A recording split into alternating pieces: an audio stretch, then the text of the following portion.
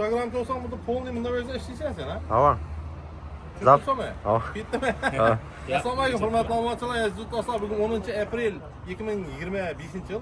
Photoshop'dan bilan ozonlab qo'ygan, istorab qo'ygan trekker mashinamiz Xudo xolasa sotildi, baraka bo'ldi o'zimizga. Gullardan kimda atamiz? Zohidjon do'stimiz kelgan ekan, baraka etdik. Zohidjon, tabriklayman jo'ra. 200 bo'lsin, xayrli davlatli bo'lsin, jo'ra bilan pul tut.